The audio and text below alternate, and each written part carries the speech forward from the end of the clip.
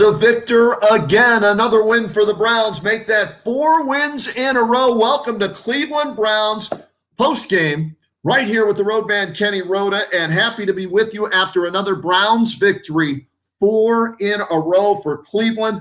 Hearing all those things at the end of the broadcast there, the first 4-1 start in 26 years. The last time it happened, Bill Belichick was the head coach of the Cleveland Browns. 4-1, 4 in a row. Unbelievable job today by the Browns, doing just enough to get the win. And what have we been telling you all season long? They are going to be in a lot of high-scoring games. I'm not a betting man, but what have I been telling you? And if you listen to me to this point, you've made some money. If you are a wagering person, take the over when the Browns play. 32-23 the final. The Browns cover the spread.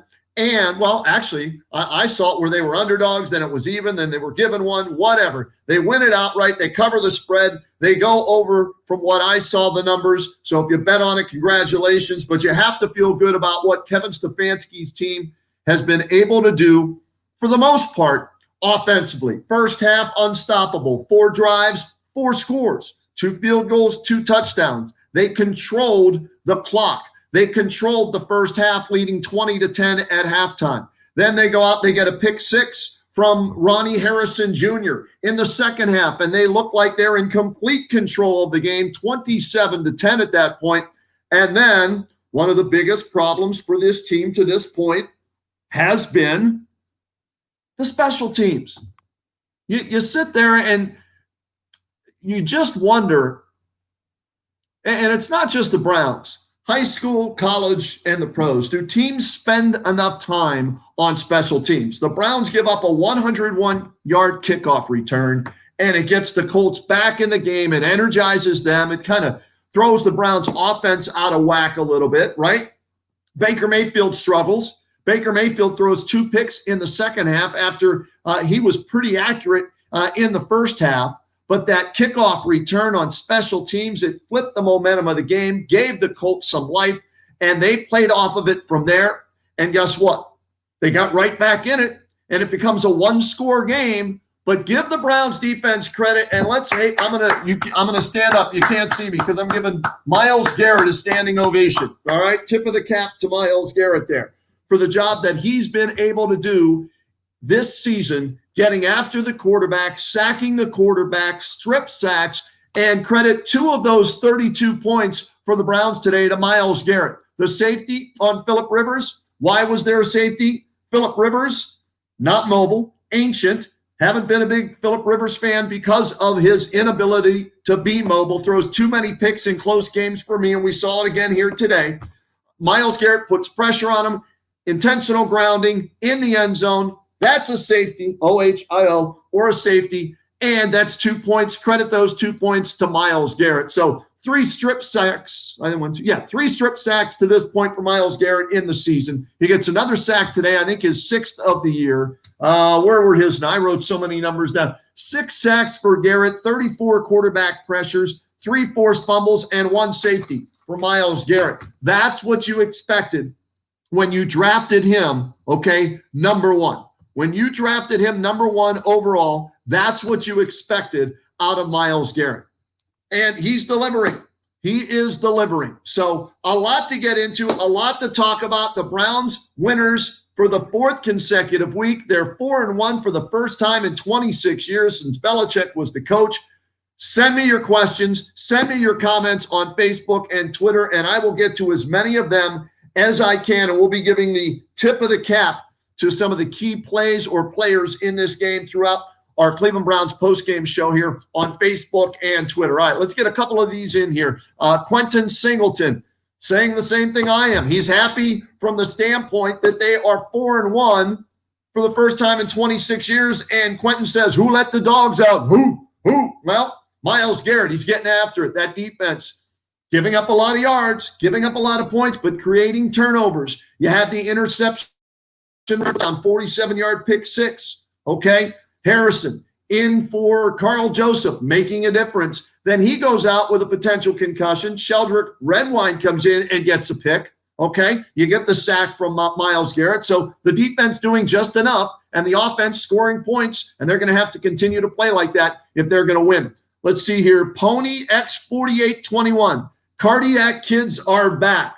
Yeah, they don't make it easy, do they? When you think they have it in control, up 27-10, kicking the ball off, thinking, all right, let's see if Rivers can drive down the field and get them back in the game. The Browns give up a 101 kickoff yard or 101-yard kickoff return. Can't do that.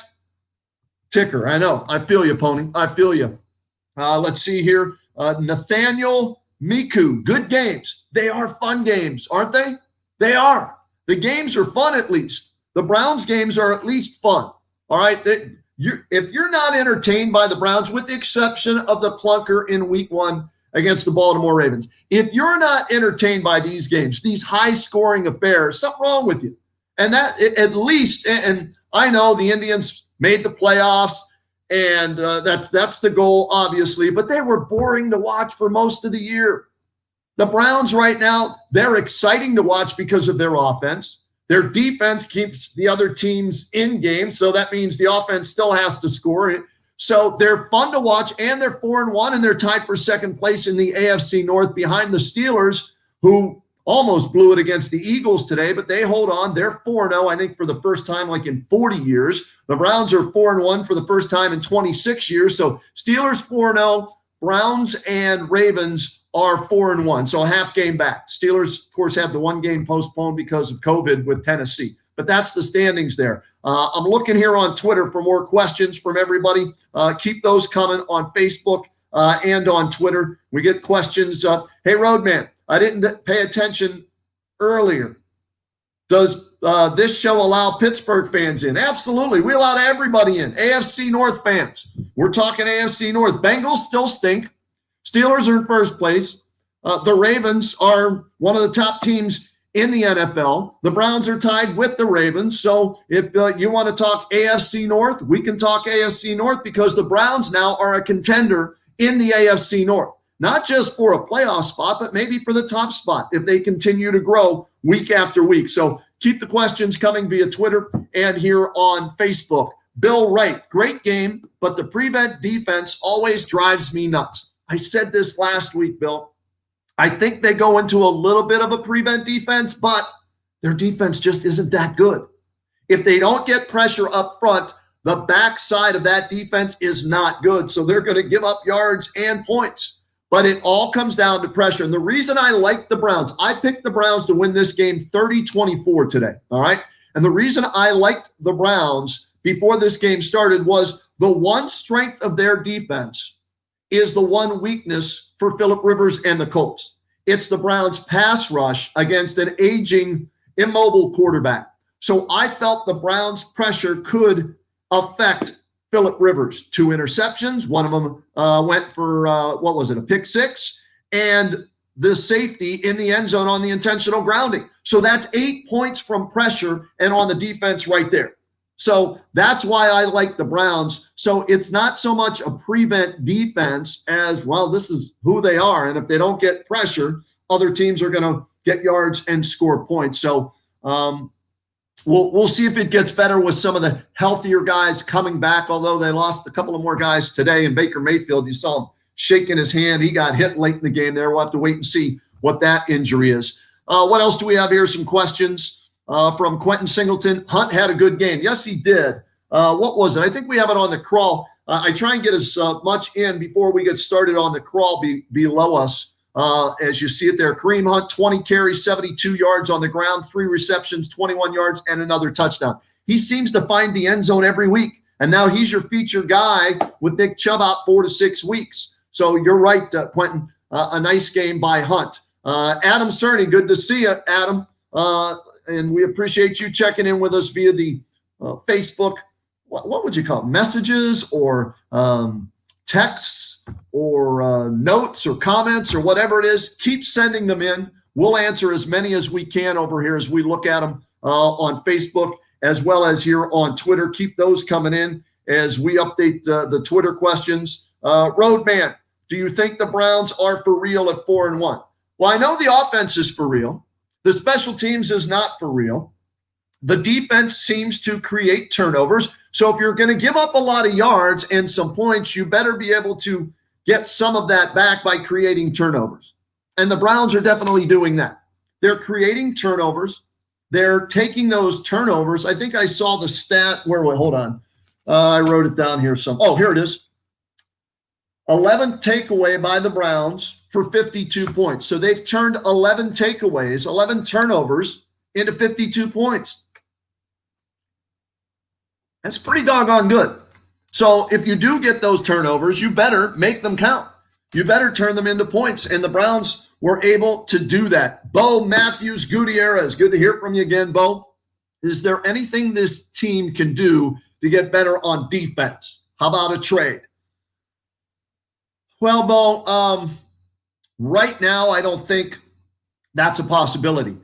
I'm not sure what the trading deadline is for this year.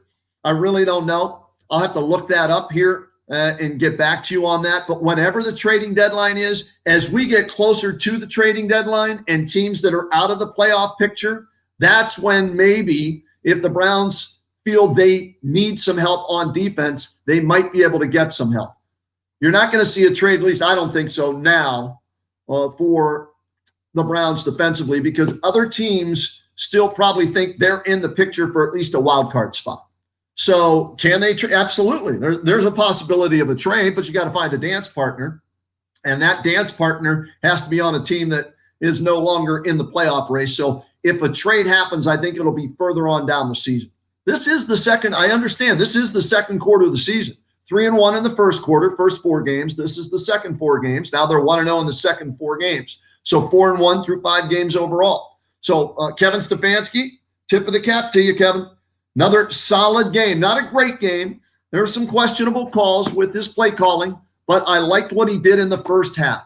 And when you have an average to below average defense, what's the best way for them to be productive?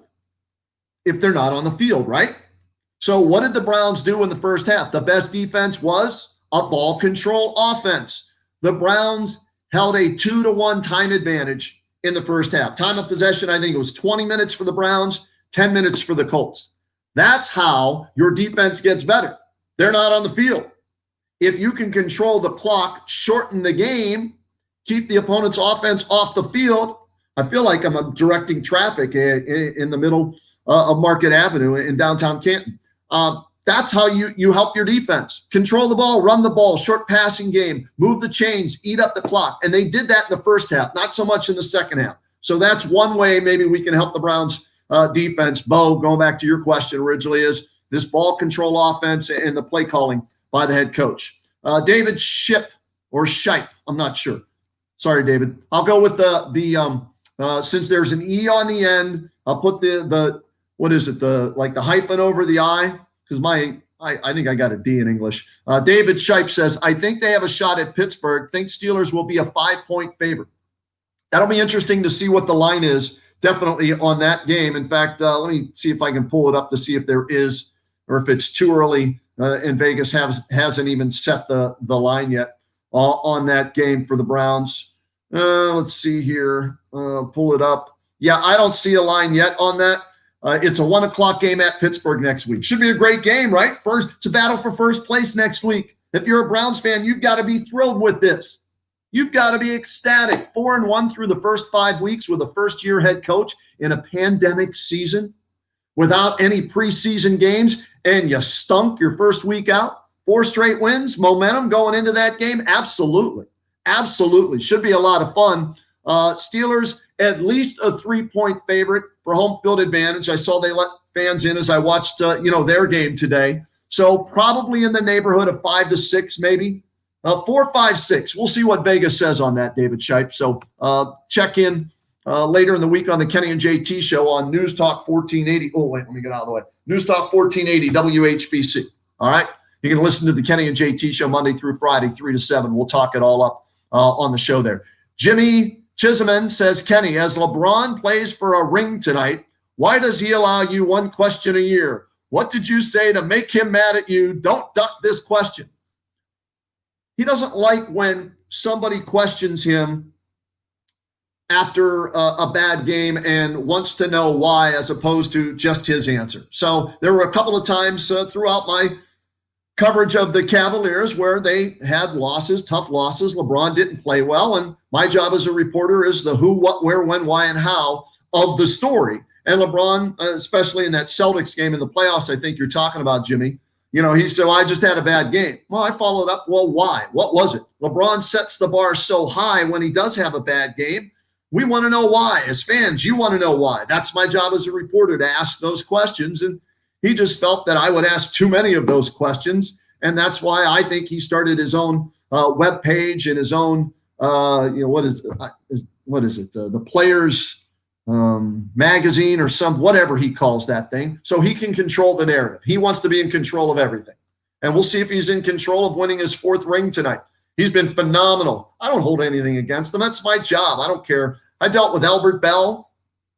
Covering LeBron, it's nothing compared to dealing with Albert Bell when he played back for the Indians back in the day. But LeBron's been phenomenal. I think they'll get it done tonight, although he needs help. LeBron needs help. But that's for another call me on the Kenny and JT show, News Talk 1480 WHBC. Oh, there we go, right there. And we can talk about that on the Kenny and JT show Monday through Friday, 3 to 7. All right, more questions coming in here on the Browns as they improve to 4-1, 4 straight wins. Let's check on Twitter and keep the questions coming on Twitter. Appreciate all the questions. Another one here, Roadman. Let's see here. Brownies, offense good, defense average at best, special teams stink. I agree. 100%. Very well put. Offense is good to very good at times, right? Defense, average to below average. Average because they create turnovers. Myles Garrett is a one-man wrecking crew. Where would this defense be without Myles Garrett? JT, my partner, I hope you're happy now. Told you this guy was a force on defense, and he's making plays week after week after week. Where would they be without Myles Garrett? Think about that. When we say we're at 6 sacks, 34 quarterback pressures at least, 3 forced fumbles, how many holding calls, double teams, allowing other guys to get loose. If no Myles Garrett, you may be looking at a 2-3 team. Very simple. He gets after the quarterback, makes plays, and he's doing it more often. So tip of the cap again to Myles Garrett, tip of the cap to Kevin Stefanski. Who else do we need? Oh, Kareem Hunt, tip of the cap to Kareem Hunt today as well. Baker needs work on accuracy from Devin Kohler. Yes, he does. Did you notice this, Devin?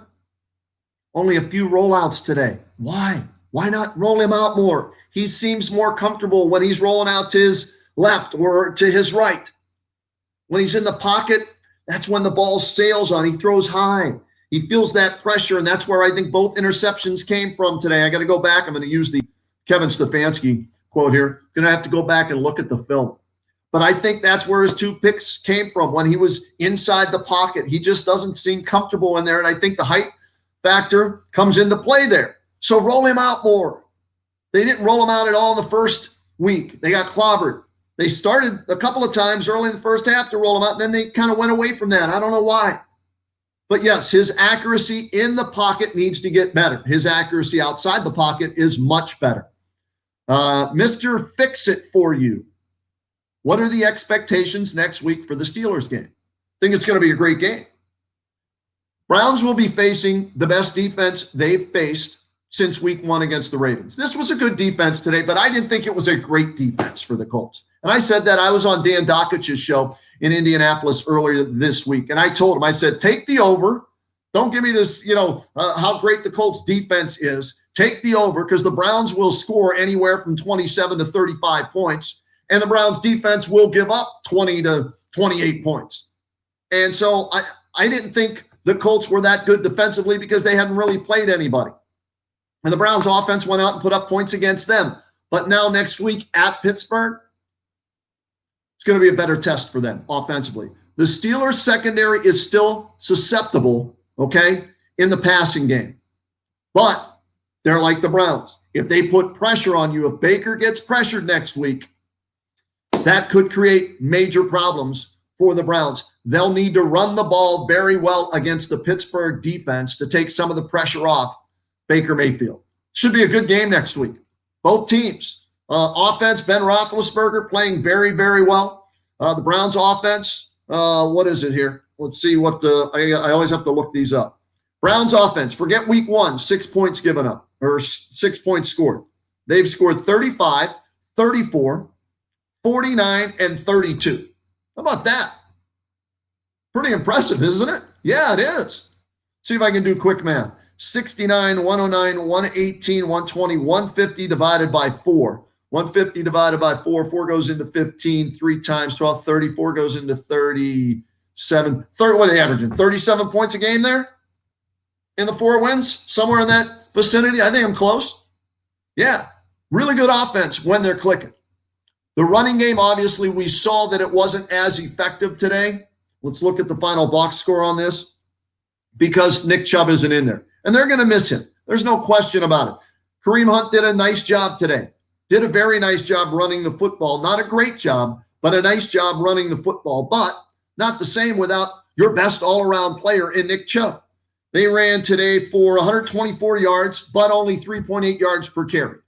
How about Dearness Johnson? The game-clinching run, that 28-yard run to set up that last field goal to put it out of reach. Did a nice job again coming in off the bench. Mayfield, 2 scrambles for 17 yards. So next week against Pittsburgh, you're going to need to see more runs to keep that Steelers pass rush at bay and be more effective in the running game, without question. Without question. Let's see what we have here on Twitter. More questions popping up on Twitter. All right, Roadman, do you think Hollywood Higgins will play more after today's performance? Let's give Hollywood the tip of the cap. Hollywood Higgins. I'm a Hollywood fan, okay? I don't know what he did to get in Freddie's doghouse last year. I don't know what he did or didn't do to impress Kevin Stefanski enough, but with Kadero Hodge pulling his hamstring in pregame warmups last week, this gave Hollywood a chance to play today. And we know that he and Baker have a good rapport. They're on the same page. And he caught a touchdown pass today. He had, 3 grabs? Let's see if I have it in my crawl here. See, I'm able to look for the stats here. Higgins, 3 receptions, 31 yards, and a touchdown. There you go. So Hollywood Higgins, he's earned more playing time, in my opinion. So hopefully that continues next week. Frank Manco says, Hunt looked gassed. Yes, he did. Think about it. Coming into this game, right, Kareem Hunt is used to being the backup. He knows he's going to get 15 touches maybe a game, 17 touches a game. He's going to stand on the sidelines a lot, watch Nick Chubb do the thing. Well, he's out there from the get-go. He's out there running. He's out there catching. He's out there blocking more now too, right? So, yeah, he looked a little gassed. I agree with you, Frank. But he better suck it up and get in better shape, because the Browns are going to need him, especially next week against Pittsburgh in that game. Let's see here some other questions that are coming in via Twitter as we update them here. Roadman, do you really think the Browns are a contender in the division? We're going to find out next week. They lost to Baltimore, right? Baltimore, 2-time division champs. So they didn't beat the defending division champs. Pittsburgh is the leader in the division this year. And with Ben Roethlisberger back, leading that offense, and a very good Steelers defense, and you're on the road in Pittsburgh, that could be a signature win for the Cleveland Browns next week. No doubt in my mind. That could be their biggest win in a long, long time. If they can go into Pittsburgh and get a win next week on the road in Pittsburgh against the Steelers and take over, first place, or at least be tied for first place, that would be pretty damn impressive. It really would. Oh, look at me. I'm hitting the wrong buttons here. I'm seeing myself and talking about that and all that weird stuff here. Let's see here. We got some more questions coming in via Facebook. Megan Hurley says, hi, Kenny. Why do we keep starting Sendejo? I can't be too upset because we're 4-1, but still. Megan, great to hear from you. I don't know. Maybe because they don't have anybody else. But I think Harrison, let's hope the concussion isn't anything serious. I hope they play him more now, right? Maybe red wine and Harrison and get Sendejo the hell out of there. I think he's a captain, though, Megan. I'm with you. I said cut him after week 1 against Baltimore. Good to hear from you, Megan. Steve Yurjewicz. Steve Yurkovich, my old high school buddy. Next week in the 4-1-2, bring it on, Browns. Got some Steeler fans coming in. I'm looking forward to the matchup. Yeah, for the first time, that game's really going to mean something. It's going to be fun. Hopefully there will be a lot of trash talking this week on the Kenny and JT show, on Twitter, on Facebook, on Instagram. That's the fun part of a rivalry. Let's hope it's a rivalry again.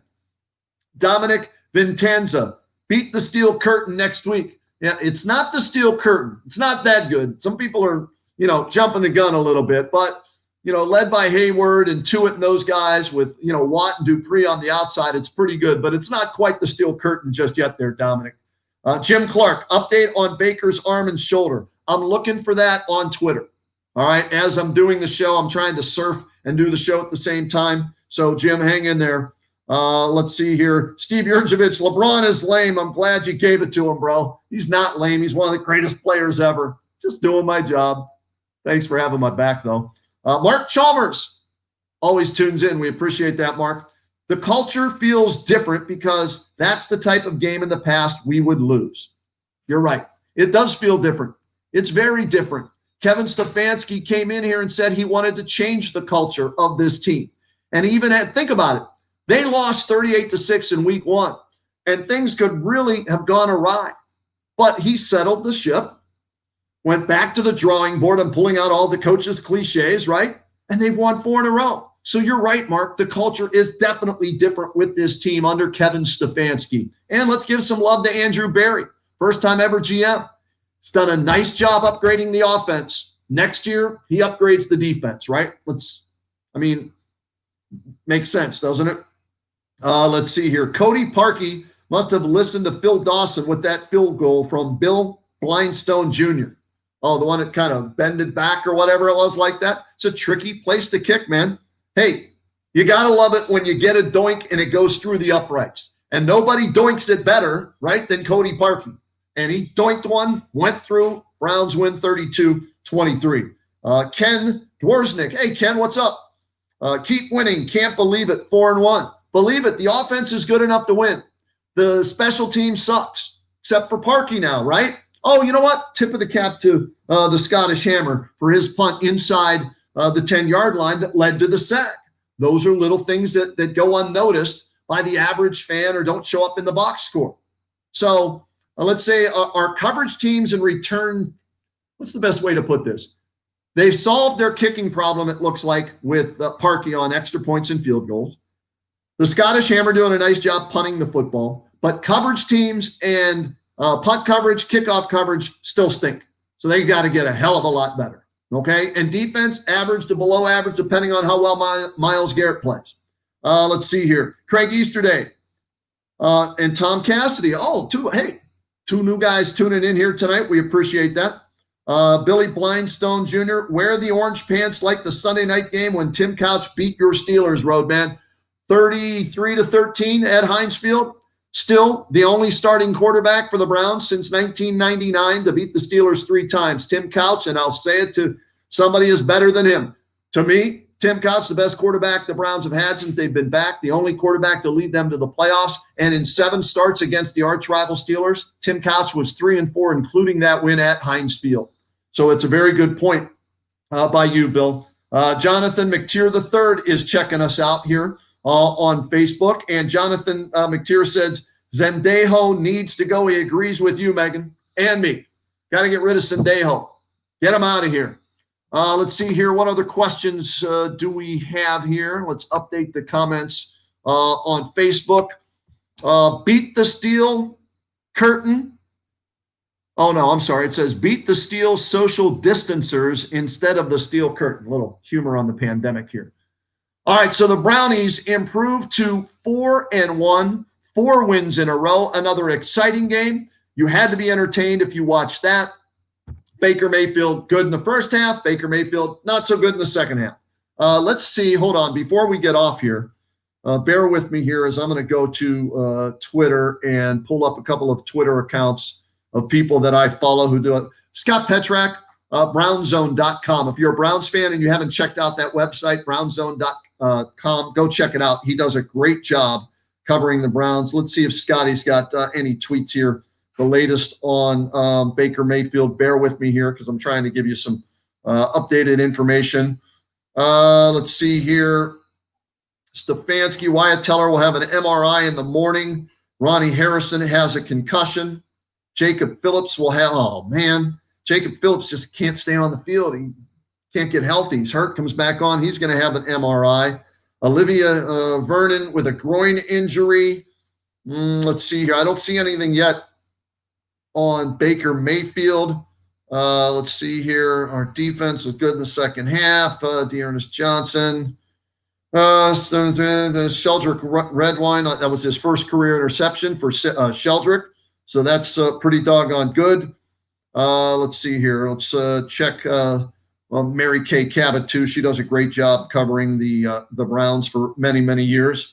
See if we have anything on Baker Mayfield. Stefanski said Baker Mayfield will undergo x-rays on his ribs after that Justin Houston hit on the pick.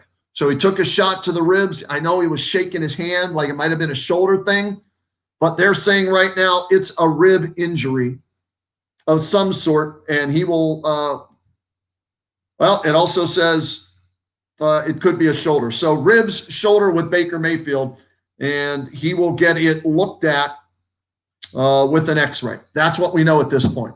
Obviously, you need Baker. Well, you have a better backup than, with Case Keenum than you did in previous years if Baker is hurt and can't go, but you want Baker in there to continue to build what this offense has going. And what do they have going? Well, he's distributing the football and getting it to the playmakers. And those playmakers, Jarvis Landry today, although Jarvis Landry had 2 key drops in the second half, which is very uncharacteristic of him. Jarvis Landry, 4 catches, 88 yards. Odell Beckham Jr., 5 catches, 58 yards. Austin Hooper. I think you're going to need a bigger boat, Chief. Let's see here. Hooper with 5 catches, 57 yards. Hollywood Higgins, 3 catches, 31, and a touchdown. Kareem Hunt, 3 catches, 21 yards, and a touchdown. Getting the ball to the playmakers. And when they get Hunt back, that's another playmaker that we saw that they missed here today. Defensively, let's look at the defensive stats. B.J. Goodson led the team in tackles with 9. Myles Garrett, his final line today, and another tip of the cap to Myles Garrett because I think he was the real difference maker in this game. He really affected Phillip Rivers. Phillip Rivers is going to have nightmares of 95 coming after him in his sleep. Myles Garrett, 4 tackles total, 3 solo, 1 sack officially, 1 tackle for a loss, 4 quarterback pressures, and like I said, he gets credit for 2 points in my book for the intentional grounding safety that was big play in this game. And how many other times was he double teamed and affected the Browns defense in a positive way? Wayne Cressmar says, how is Baker? How hurt is he? We're going to see with the x-rays or maybe an MRI. Ribs or shoulder is all we know at this point, Wayne. Let's check Facebook and Twitter a couple of final times here before we get off and say goodnight to everybody. And we're going to do this every week. So if the Browns play on Sunday night, we'll do it after the Sunday night game. If they play Sunday, 1 o'clock next week, Browns Steelers next week, immediately after the game, come right here, Browns post-game live on Facebook and Twitter with the Roadman. All right? They play on Tuesday because of the pandemic. Whenever it ends, we'll go live on Facebook and Twitter. So whenever the Browns play, we'll have a post-game show to take your questions and react to your comments and give it to you the way I see it. Tough loss in Big D with Dak. Yeah, you know what? I didn't see the injury, but I saw that they carted Dak Prescott off the field, and you hate seeing that. I mean, that was a hell of a game last week by Prescott. Fun game to watch. And the Cowboys aren't very good, but without him, boy, Andy Dalton, they could be playing for either the top pick or the second overall pick in the draft. With that defense and no Dak Prescott, sorry to see that happen to Dak Prescott. David Johnson checking in with us today on Cleveland Browns postgame show. Appreciate that, David. Connie Bednarzik says, I hate to say it, but I'm cautious about getting my hopes up. They have been dashed so many times. I want to be hopeful I really do. I think Connie, they're probably a lot way, but as we pointed out in the show here, has somewhat of a different feel to it with Kevin Stefanski running things. The offense can score. There's no doubt that this offense can score points. The question is, how many points will the defense give up each week? And next week, Steelers have a pretty good offense with Ben Roethlisberger at quarterback. He's their entire offense. Without him, Claypool today had 4 touchdowns for the Steelers. He's a rookie. Somehow, some way, they draft wide receivers and Ben turns them into all pros or rookie of the year candidates. But Claypool, sorry to say, Mason Rudolph ain't throwing 3 touchdown passes to Claypool today. Duck Goose, who played for them, who's not on the team anymore, or Frank Dobbs or Kerry Dobbs, or whatever that Dobbs dude name is from Tennessee, he ain't throwing 3 touchdown passes to Claypool. Juju Smith-Schuster isn't anything without Ben Roethlisberger. Roethlisberger's the whole team. So somehow, some way, the Browns defense needs to focus on Roethlisberger, keep him from getting outside, the pocket where Baker likes to, do his damage as well. That's when he really hurts you. And so they got to stop the run. The Steelers aren't a great running team because Connor isn't Bell. He's a straight ahead 3-4 yards a carry kind of guy between the tackles. And the Steelers are banged up on the offensive line. DeCastro left today's game. So stop Roethlisberger, and you got a shot to beat Pittsburgh because you can score. So we'll see. A couple more coming in. Roadman, what about next week? Steelers and Browns. Too early to make a prediction. I want to see the injury report. I want to see what the spread is. I want to see what the weather's going to be. All that factors in. So I'm not making a prediction just yet on the Browns-Steelers for next week. But we will have a lot of fun, I guarantee you. This week, there it is. Right, let me move to get it right. News Talk 1480, WHBC, Kenny and JT Show, Monday through Friday. You can tune in. Number of ways you can listen to us on the Kenny and JT Show. You can listen old style, 1480 AM on your radio. If you're a millennial, you know how to plug in your phone or use the Bluetooth, right? And use the app, find it on one of the apps, iHeartRadio, whatever it is, app, and you can listen to us that way. At home, ask Alexa to play it for you. She will. You just say, Alexa, play News Talk 1480 WHBC, and she'll play it for you. And you can listen to it without any static whatsoever. Oh, listen. WHBC station from iHeartRadio. Right there. See, by me saying it to you while I'm on Facebook, she heard me, and she's playing WHBC. Well done. So it's real easy to listen to the show. And Stan Savern, I'm going to try and get the godfather of Pittsburgh sports on the show with us. I'll do his show in Pittsburgh. We go back and forth whenever the Browns and Steelers play to get the pulse of the two cities. And now it's a rivalry again. 4-0 Pittsburgh, 4-1 Cleveland. This game means something. It's a big, big game, and we're going to have fun talking about it. So Kenny and JT Show, Monday through Friday, 1480 WHBC. Enough plugs on that. Browns fans, enjoy the win tomorrow. It'll be a victory Monday for everybody. Enjoy that. Crack open a cold one tonight. Celebrate this one. Hopefully Baker Mayfield isn't injured and the Browns are healthy going into next week's game. And we'll do this, the Cleveland Browns postgame show, following the Steelers-Browns game next week. It's a 1 o'clock kickoff unless they change it. And who knows with the COVID, the pandemic, and how they're moving games left and right. Stay tuned. But right now they're listing it as a 1 p.m. kickoff next week. It should be a lot of fun watching that one and then talking about it with you here on Facebook and Twitter. All right, that's it. The Brownies a winner. They're 4-1 for the first time since Bill Belichick was the head coach. Think about that. 1994, 95, whatever it was. Bill Belichick, 26 years ago, 4-1. The Browns have won 4 straight. Enjoy that. And I enjoy talking with you each and every week. Thanks to everybody who's been with us from the get-go. Thanks to the newcomers. Spread the word. We'll talk Browns after every game. Have a great week, everybody. We'll talk to you next week following the Browns-Steelers game in Pittsburgh.